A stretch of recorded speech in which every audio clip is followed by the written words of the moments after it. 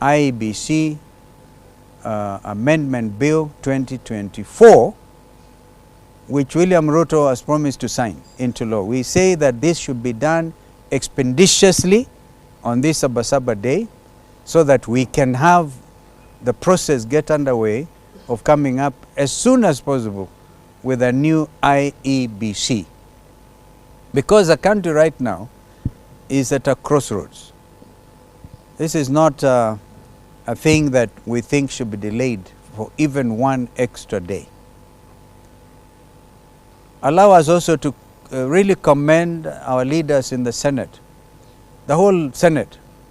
I saw for the first time Azimio and Kenya Kwanza talking the same language at the floor of the Senate when they refused to go on recess because the country was burning. What happened on the other side? The National Assembly. I think it was a tunnel that helped them get away from young Kenyans, running away from their own youth. And the ambulance, some of them, I'm told the speaker escaped in an ambulance. And some of them tried to access Vigilante House, and the police for once told them, no, the Gen Zs are on you. And you may have seen them escape by helicopter atop the KICC. What a shame, running away from your own people. But the Senate has stood firm and asked for once for accountability in support of the agenda by Gen Z.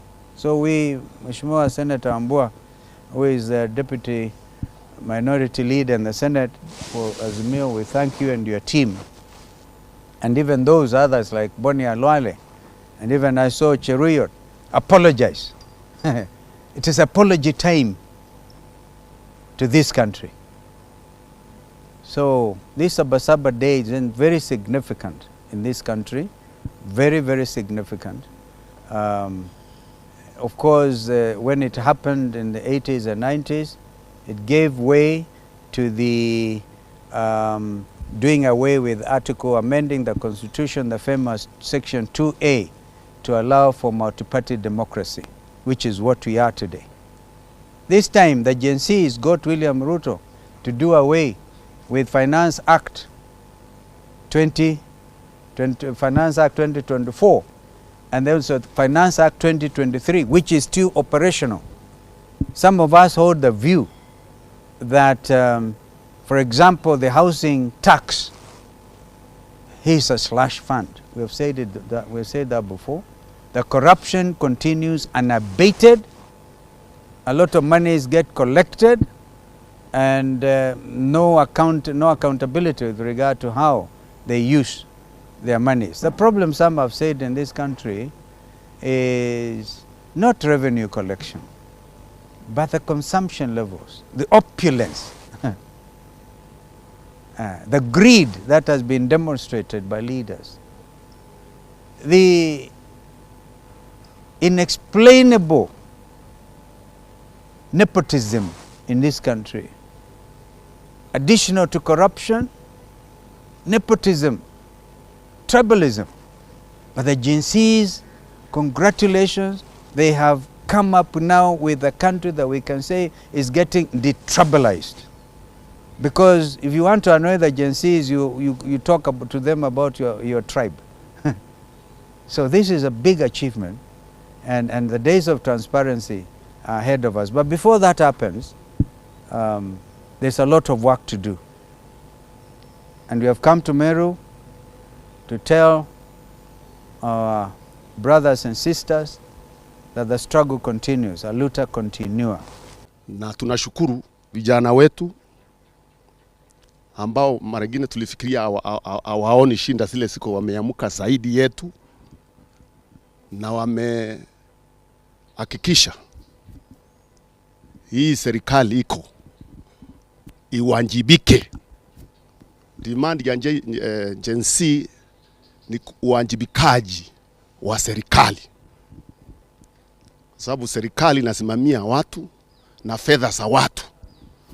Kwa hivyo watu wanasema lazima iwajibike.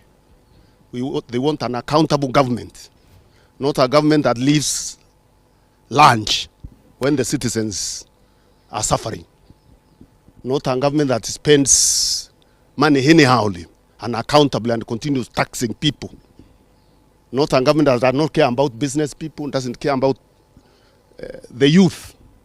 Not a government that wants the young people to defer their dreams, even as they enrich themselves and pocket the resources that are there.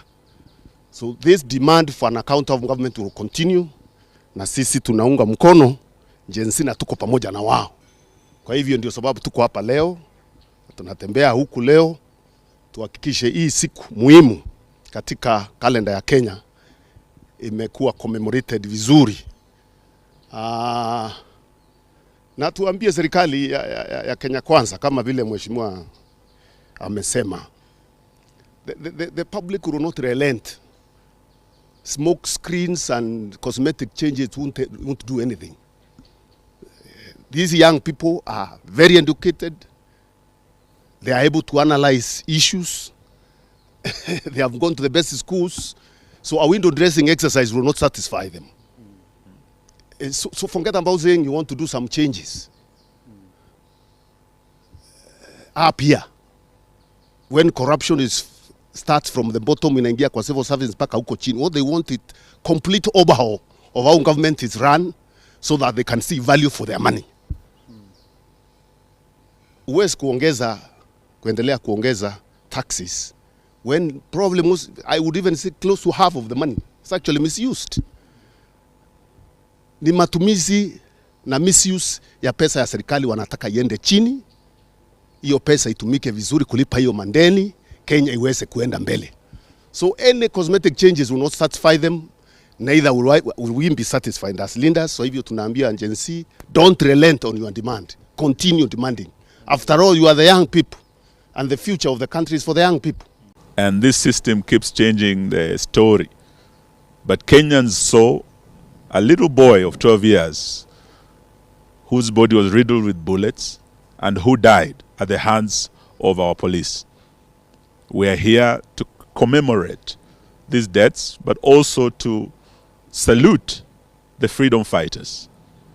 These young Gen Zs, 41 of them, are heroes, just like the freedom fighters of our first liberation who got the colonial government out of place.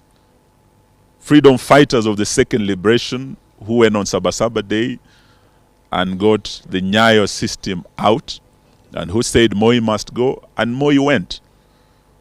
Today we hear these young heroes saying Ruto must go, and Ruto will go.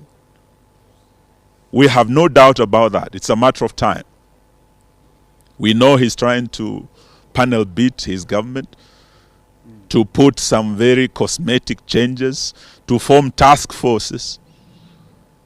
We must thank the Law Society of Kenya for rejecting to be lured into a system of cleansing an already failed regime.